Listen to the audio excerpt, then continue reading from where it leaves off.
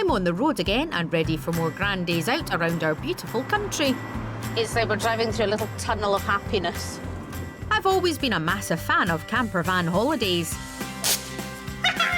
And for the past few years, I've had a real beauty of my own, named after one of my heroes. I'd like you to say hello to my wonderful campervan, Helen Mirren. She's the perfect travelling companion. You okay, Helen? Yeah, I'm all right. For a great adventure. Round the length and breadth of Britain. To find beautiful places. Oh, this is gorgeous. And hidden corners. I did it, and I'm really, really proud that I did. It's a celebration of some amazing sights.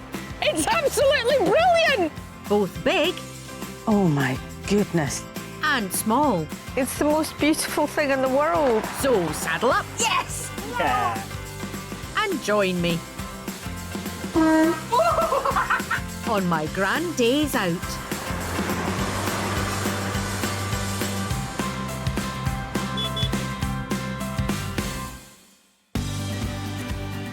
This time, Helen and I are travelling over 60 miles across the epic and beautiful Causeway Coast of Northern Ireland. It promises to be a road trip full of triumphs. Just not looking down. As I hit the heights, Beautiful. Beautiful! Yes! make new friends, You have an incredible bow tie. follow my nose, I close my eyes when I'm sniffing. and experience the very best of this wondrous country. Oh, wow! That was amazing!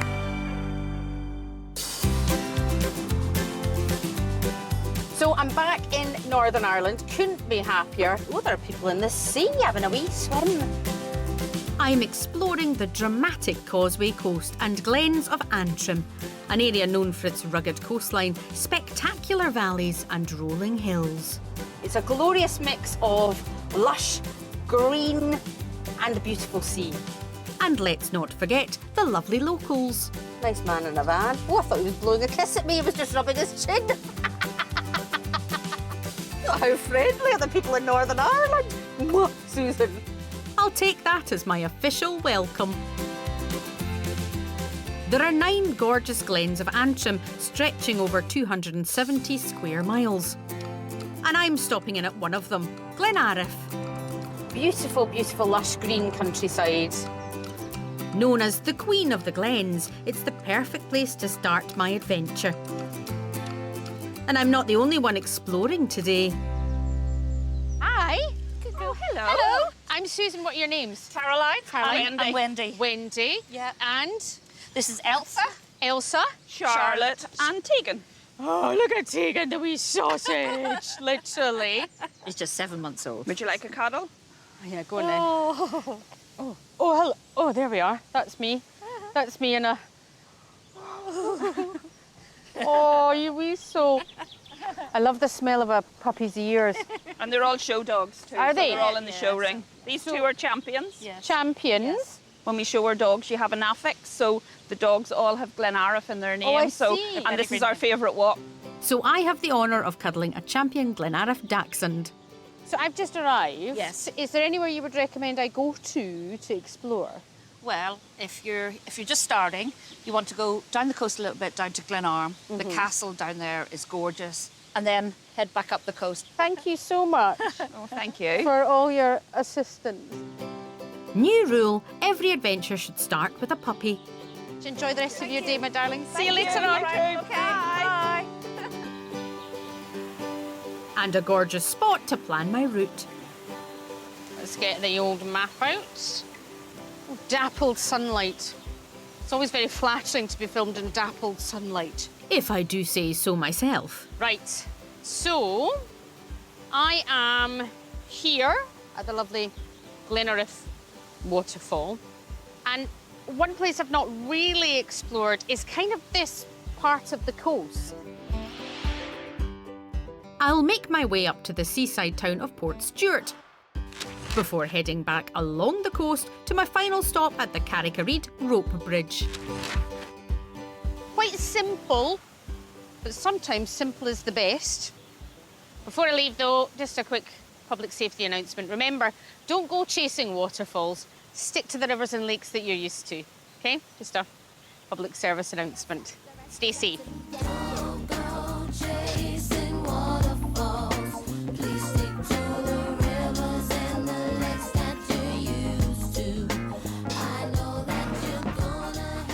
Do you know, I know a lot in life. One thing I do know is that when you meet two women in Northern Ireland and they tell you to go somewhere around the corner because it's beautiful, you go. So I'm going. The ladies have sent me to the glamorous Glen Arm estate, which once owned close to half of Antrim. And is home to one of Ireland's oldest walled gardens. What a glorious day. I love a garden. I mean, it's the perfect type for me. It's kind of overflowing and it's not too structured and it just feels a bit romantic. That's what it feels. It feels like I'm on a romantic walk in the sunshine. What could be better? The castle and gardens are home to the MacDonald family, who moved here from Scotland in the 14th century. And estate manager Adrian's family have been working here for quite some time too. My father worked here for 40 years. Wow. From chauffeur to estate manager. So I just grew up really holding on to the leg of my dad's trousers. But when I came here first, I was about 4-year-old, and I just fell absolutely in love with the place. Such a playground for a young child. That's amazing. The gardens here are just really beautiful. This circle we're standing in is about 350 years old, that hedge. It's an Irish yew. Over the past 15 or 20 years, we've been just regenerating what would have been here in the 18th century. And what would have been here was 330,000 acres worth of estate.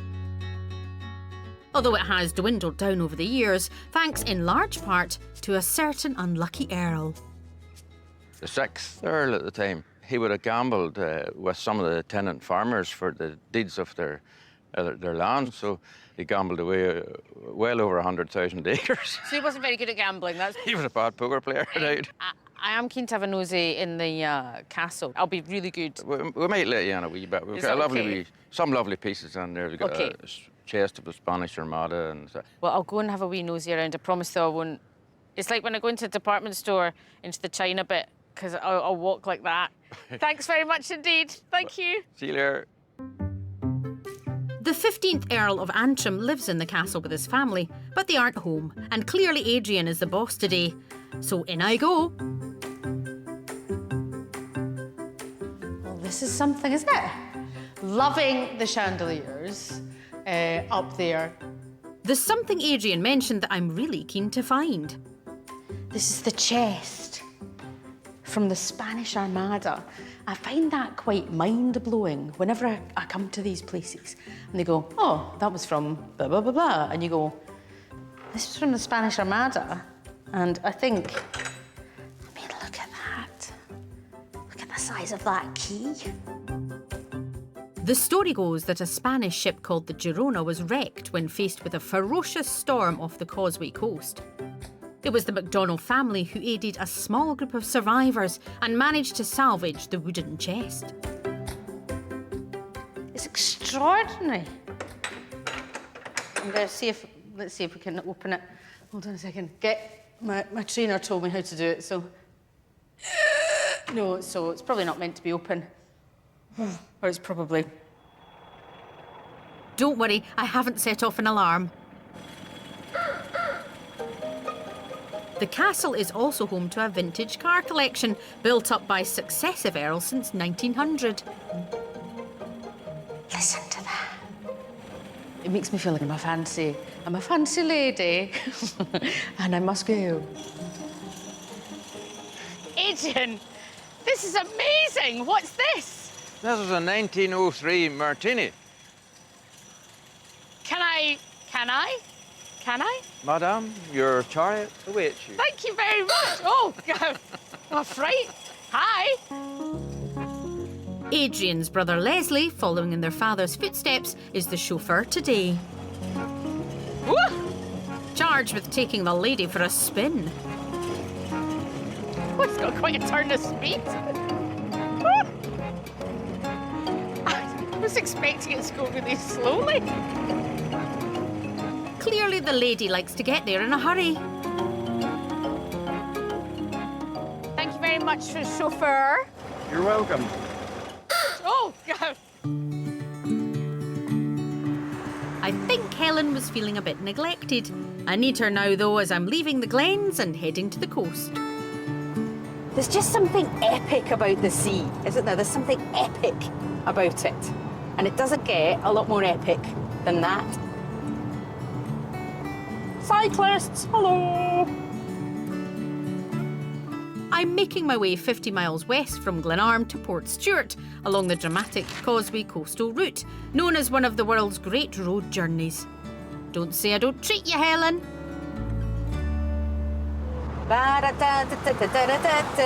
What? Wait, there's a sign for something up here. Hold on a second. Dulce. Don't know what that is. And if I don't know what something is, then we stop the van. Right, Helen?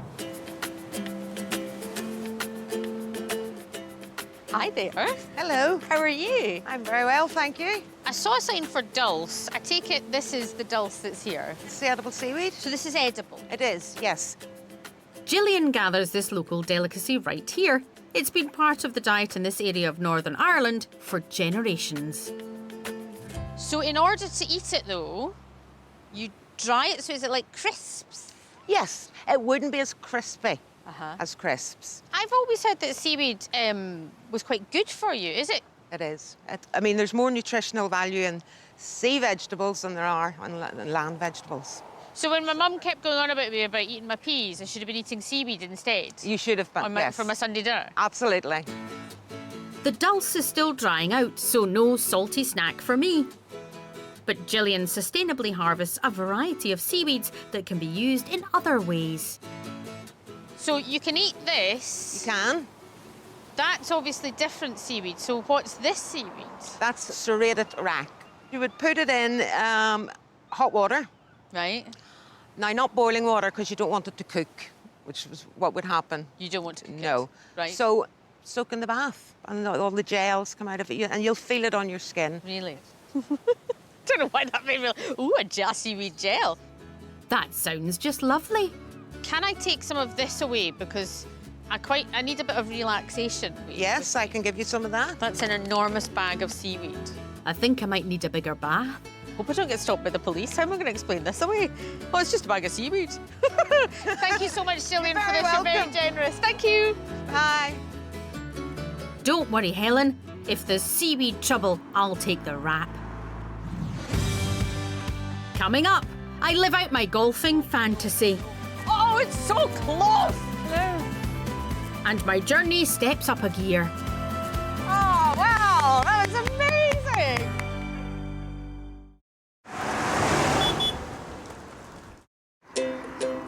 I'm in my faithful campervan Helen, exploring Northern Ireland's dramatic Causeway Coast. Now we're heading west to the seaside town of Port Stewart. So, I love the Eurovision Song Contest. That's a fact. And there was a particular Eurovision Song Contest in the early 1990s in Dublin, where the halftime act was something called River Dance. And I have never been so captivated in my life by something I've seen. And it was Irish dancing in a way that I'd never seen before. And since then, I have adored it. Lucky for me, Port Stewart is home to a celebrated dance troupe. But before I go and find them, I want to look around this charming town. Sometimes it's good to park up and just, take in the sights. And it's a beautiful place. Little chip shops, little gift shops. Exactly what you want from a wee seaside resort. People are on their holidays.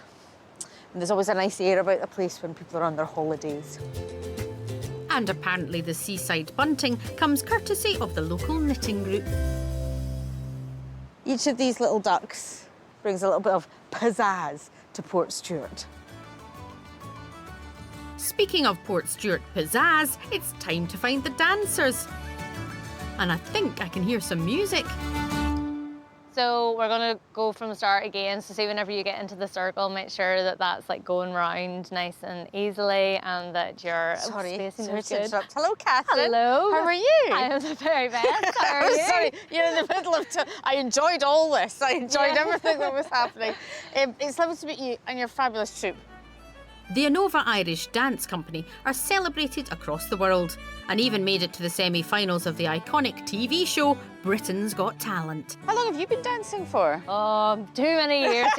No, I started when I was 4, so yes, long time ago now. The first time I danced was when I was 42. Right, so slightly older than 4. I Strictly Come Dancing, and it completely opened my eyes to how wonderful dance is. Yeah, absolutely. And I always say it gives people so much confidence and friendship. So yeah, it's a fantastic thing to be involved in. And the fitness, the cardio involved. Yeah. So it's traditional Irish dancing, is that what you do? Yeah, so we are festival Irish dancing. So our sort of tagline is tradition with a twist. Oh, I love that. Is there any chance I could see what you do?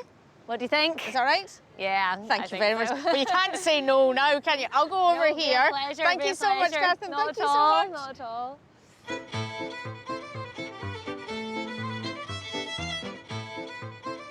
It's absolutely lovely. Maybe this modern Irish dance isn't so different from the traditional. Shake that. Every day I'm shuffling. I stand corrected.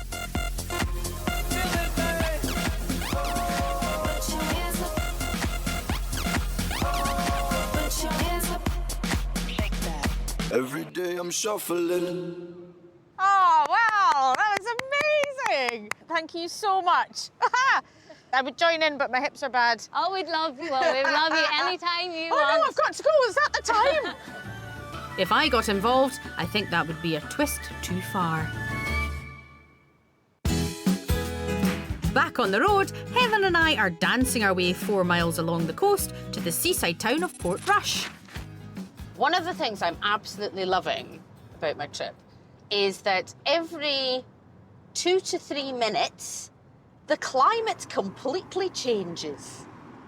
Layering is the key to enjoying yourself.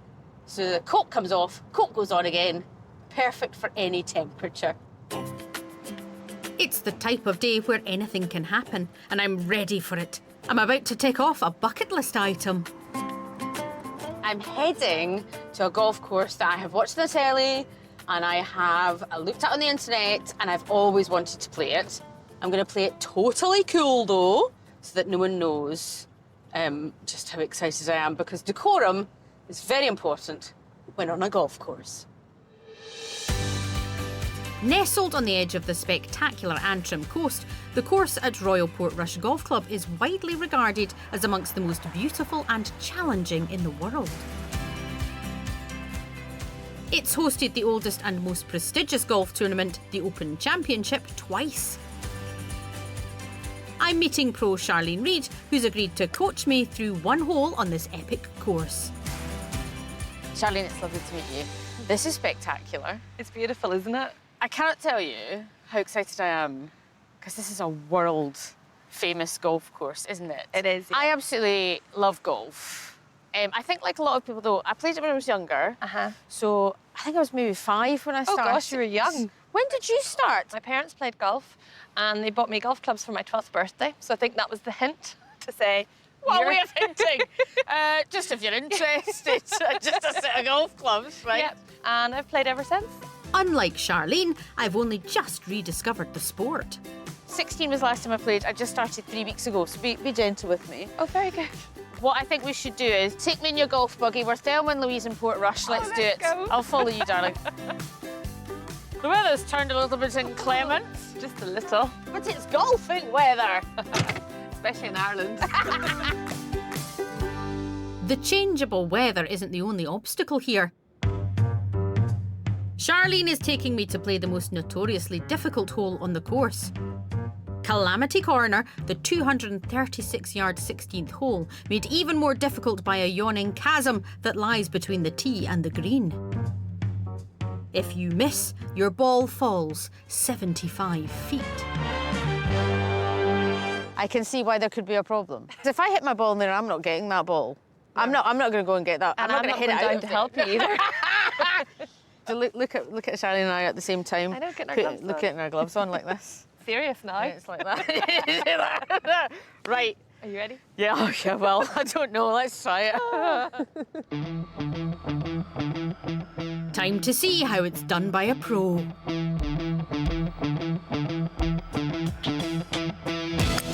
Beautiful. Oh, that's an absolute cracker, Charlene. You're on the green, I think, aren't you? Yeah. Your turn.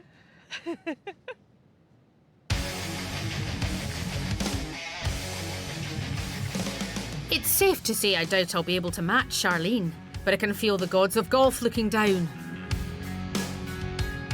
Maybe, just maybe, this time.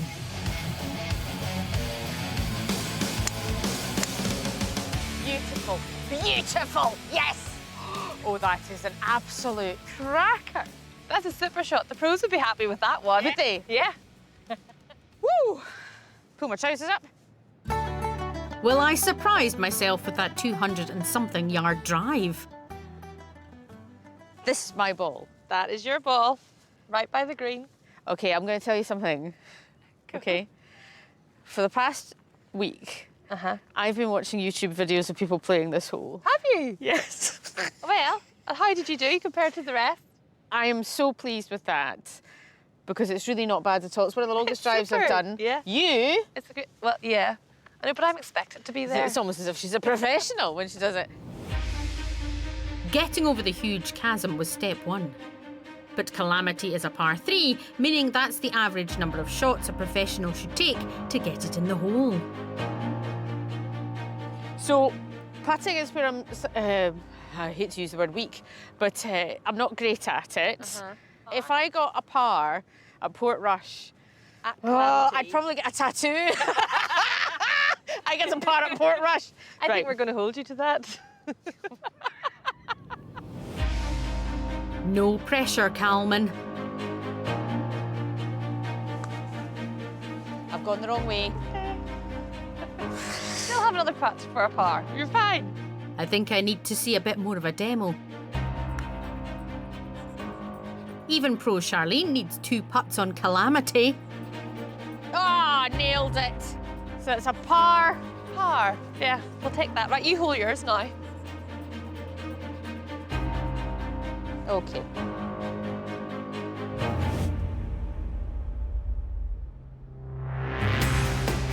No. Oh, it's so close. Close. You've left yourself a little bit of work, but have faith. Have faith. Finish it, Calman. Yeah, good putt.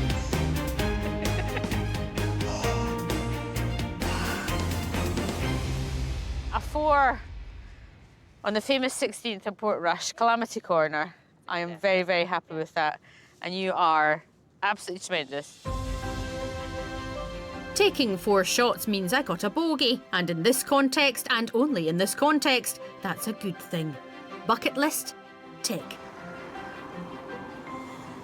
Helen goes at 30 miles an hour, so I had to beat sound effects. Meow. Is that a blur? Or is it Helen going at a very gentle speed? At this gentle speed, it's easy to spot a shopping opportunity, and I've spied, with my little eye, a local basket crafter. Right then. The Irish tradition of basket making goes back centuries. Baskets like these are made from whatever pliable material grows locally and are always made by hand. Basket maker Louise McLean is one of the few remaining weavers in the country. Hello. Can I come in? You can indeed. Are you responsible for all those wonderful baskets? They're really, really beautiful. Thank you. What got you into it and when did you start doing it? In 2001, as a very mature student, I went back, I enrolled in a course in traditional heritage craft skills. I just fell in love with the skill, and the rest is history. I love kind of traditional craft making and artisan things. Could I have a go? Because I just want to know what it feels like. Would it be okay if I had a go? So what I'm doing at the moment is what we call a 5-pair border. And I'm taking the right-hand rod Right. Got this? I'm already stressed. The right-hand rod. Of the left-hand pair. Oh, my goodness. Right, OK. Right. Right-hand rod And left-hand pair. we will go in and out. Easier said than done, but I'm always up for a challenge. So, let me see if I've got this right. Okay. OK. So, up, Over here. over here. Watch yourself. Watch yourself. Almost hit you there. Susan, were you listening? I didn't. What? This one goes to the front. Oh, come on, Calman. Right? And, yep, in here. Like that. That is it, yep. Is that yep. it? And it's going to come out Come out there. this side. I said I loved crafting. I didn't say I found it straightforward. And then you crease this one back to make a crease. And then it's going to go behind. And it's going to lie flat beside this one here. That's it. Get a basket maker out of you yet. Yes. And I would tell you what this basket was originally used for. What was it? For draining or straining potatoes, like a colander. Like a colander. And after a few more snips, we're almost done. I love a pair of secateurs. Oh. Deeply satisfying, Oh, it is, it is. isn't it? Now, what's even more satisfying is if you bake the likes of scones or And put bread the scones things in it or your- something. and you show off to your friends when you bring it to the table. That's you. That is What do you think? a thing of beauty. Would it be OK if I took this for my van? Absolutely. I will treasure this. Thank you so much. You're Thank very you very welcome. much indeed. Bye. Now that's what I call a hands-on experience. What a grand souvenir, and I can tell Helen is impressed. Away we go. Coming up, Helen and I share a moment, You okay, Helen? Am I right? and I attempt to capture glamour on canvas. Now, how in heaven's name is this going to happen?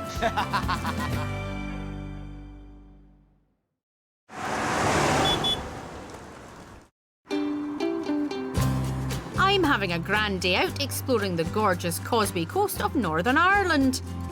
When you're driving on your own, you often have to do your own backing vocals. Personally, I'm a fan of the classics. Tell you what I want, what I really want. Don't tell me what you want, what I really want. I'll tell you what I want, what I really, really want. I wanna. Zig-a-zig, ah. Helen and I are zigzagging 6 miles east to the village of Bushmills. It's famous for having the oldest whisky distillery in the world. Bushmills still parties and distills whisky like it's 1608, when the area was first given a distilling licence. I've never quite developed the taste for whisky, but today's not about that. I'm meeting Alex, who's going to show me another way to appreciate the spirit. It's lovely to meet you, Alex. This is an incredible room, and I am intrigued. What do you do here? So I am the master blender for Bushmills Irish whiskey. Best job title ever. Phenomenal. So it's my job to ensure that every drop of whiskey tastes the same. Plus I do innovation, so I look to create something new. So I'm bringing in new flavours all of the time. So I'm always looking for new things to smell and taste. So if I come to your house, don't be worrying if I open the cupboards and go for a little rummage around. Please don't sniff my house. Please don't sniff my house. I'd be really worried. I'd have scented candles on all the time. Your senses are so sharp that you can pick up majority of things through your nose. So Right. we're going to teach you today how to do a little bit of that. And to Right. do that, we need some whiskey. So I'm going to be sniffing whiskey. That's it. Breathe in deep, get the fresh air in there. Right. Clear the palate, and here we go. Alex has pulled out all the stoppers. She's brought me a 10-year-old single malt, which we will sniff neat and with water to see if I knows the difference. So I sniff it? Yep, hold your mouth open slightly because your nose is going to pick up all of those aromas, but your taste buds will pick up things on your tongue. So the salt, the bitter, the sweet are all in there. So Okay. breathe in there deep. Okay. So you get those lovely vanilla notes. You really get that, don't you? do. The lovely toast to oak will be coming in there. And it's got that, it hits you. So we're going to reduce it down now a little. If you add a little water, you'll see it start to mix. Oh, yeah, it's changed. It's changed. All of those beautiful aromas. I can't sniff with my eyes open. Are distinct Bushmills. Honestly. And by changing it into different barrels, that's how I can then give different flavours in our whiskies. Do you ever just sniff the barrels? Oh, you do. Every cask, when they come in, we nose the barrel. We have different sizes of barrels. So this one here, as we say, is an American oak. We have a hogshead, which is slightly taller, and then we have what we call a butt barrel. A butt barrel? A butt barrel. So if you're nosing those butt barrels, you're a butt sniffer. You're a butt sniffer? So today we'll maybe make you a qualified butt sniffer before you leave. A qualified butt sniffer? That's going on the CV straight away. It's on mine, so why not, yeah? Sláinte. So much. Sláinte. A sniff instead of a drink. Thank you so much, Alex. You're welcome. Absolute superstar. I'll see you soon, OK? See you later. Bye. I've found a nosy new way to appreciate whiskey.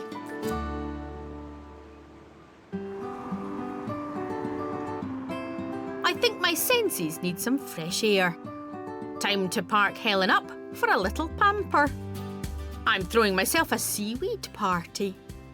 Welcome to the first edition of Things That You Didn't Know You Could Do with Helen. I'm dressed perfectly, I think, for British summertime on a campsite. A raincoat and shorts, ready for any eventuality. Look at this. No, I've got one of these at home to dry my pants. If you put this in warm water, not boiling water, it kind of releases a gel which is invigorating and will keep me young and stress-free. So what I've fashioned from this bowl, I've got some seaweed in some warm water.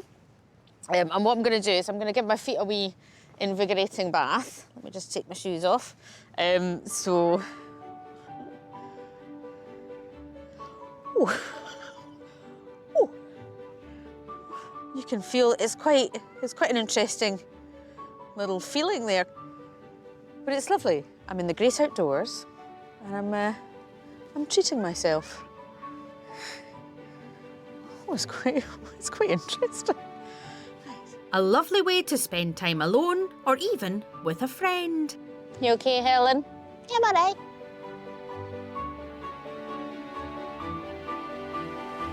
Feeling rather relaxed, I'm ready to get back to my adventure. It's lovely to be on a road like this where everything opens up in front of you. And the open road is taking me round the corner for a spot of culture. Fancy? I'm heading to a unique art experience. Artist Frankie in Studio 23 specialise in paint parties across Northern Ireland. Today she's running a pop-up activity called Drag and Draw. What are we doing today? What we're going to do is paint a drag artist. So I'm going to run everybody through step by step how to do that. And I love drag. I absolutely love it. But why is it you're trying to do these kind of workshops? Well, we want to make art really accessible to everybody. Paint something that isn't just a bowl of fruit. And I think drag is so colourful, it's entertaining. We really want to get that on canvas. All we need now is our drag queen. So, Frankie, tell me, who are we painting today? Well, Susan, we have a very special guest for you today. Without further ado, it's Blue Hydrangea. Oh, wow!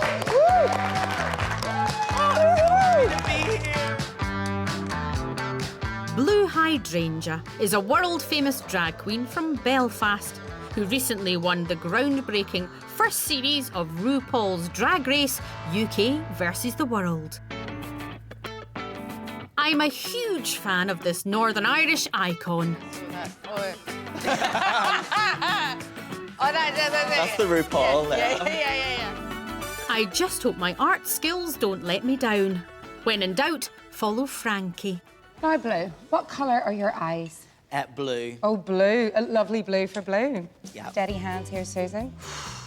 You've got this. If your tongue comes out the side, that means that you're in good concentration mode.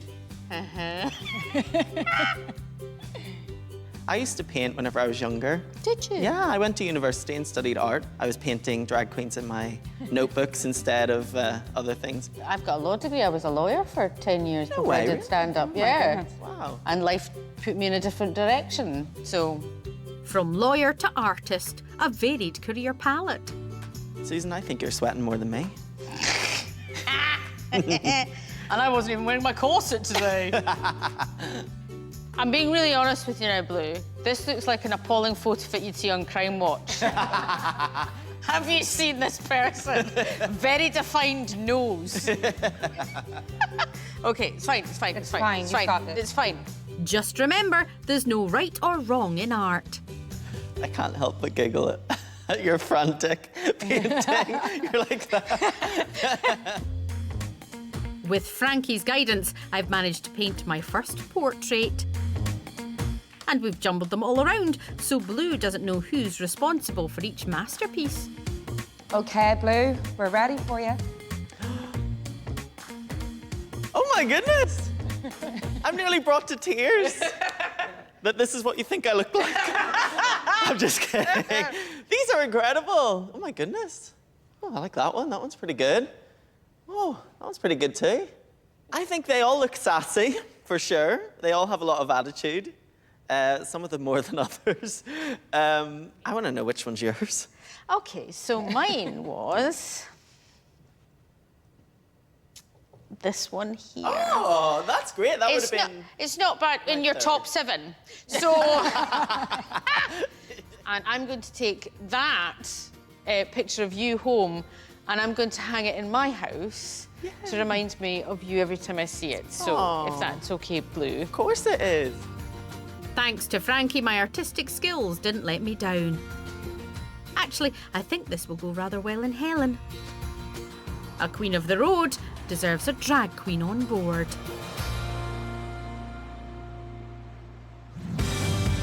Coming up, I find a local delicacy. What on earth is this? Do I suck it or chew it? And face my fears.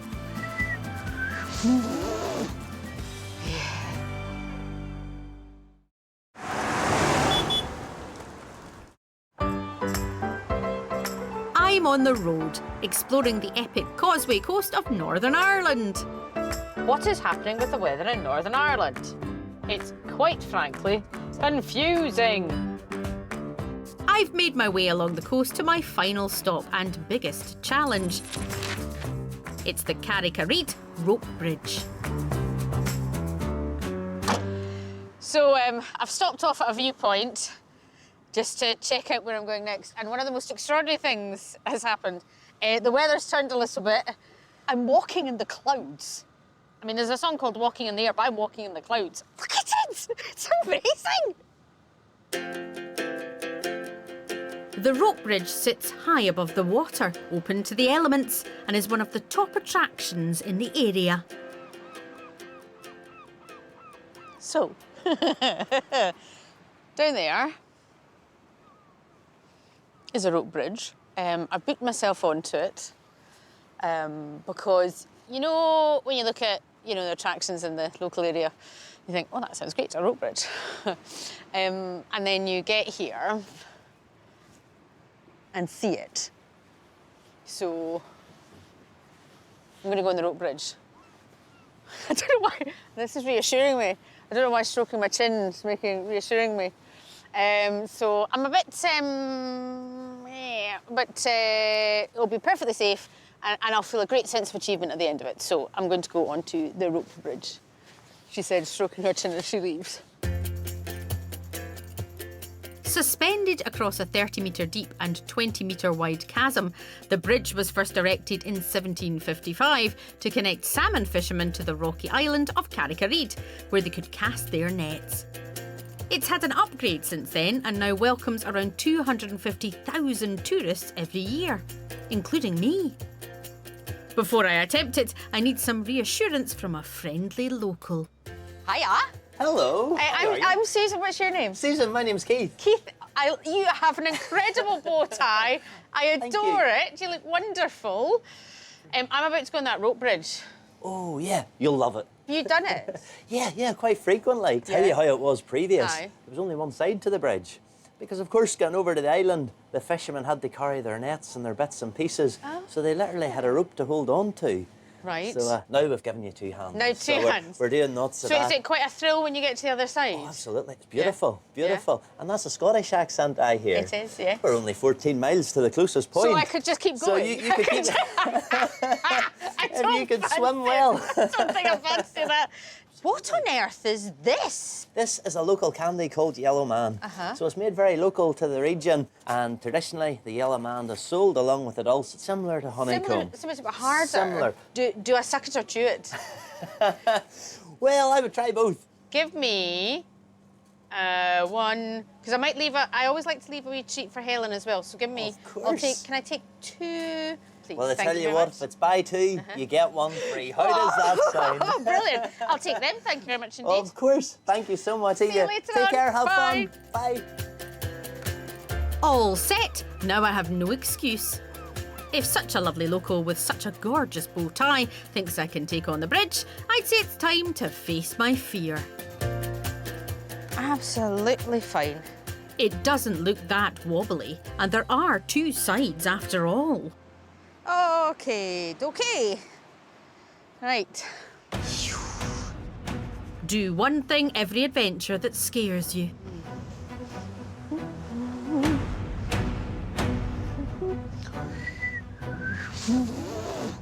I've got a new appreciation for people who do their own stunts. Yeah.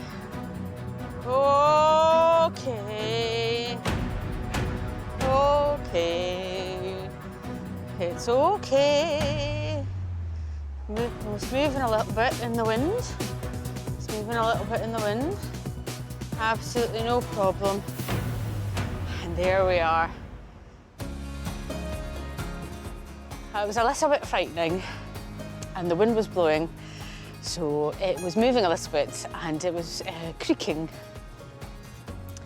But look how beautiful it is there.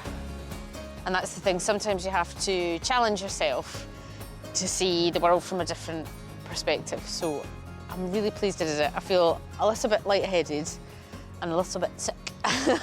So I'm gonna go and sit down for a moment, but I did it. And I'm really, really proud that I did. I've just got to get back to Helen, somehow. I can now put doing my own stunts on my CV, along with butt sniffing, of course. Thank you, Northern Ireland. Just time for one more stop.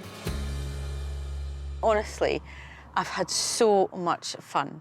Incredible banter and beautiful, beautiful scenery. In fact, I've loved it so much, I don't think I'm quite ready to hit the road yet. I want one last look.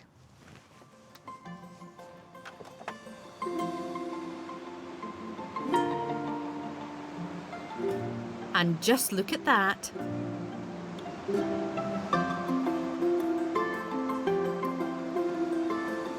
Gorgeous. Next time, I'm exploring beautiful Shropshire. It's just incredible. I'll be making new friends. Look at the little angels. Trying out a daring new look. That's much more flattering. And living out a childhood dream.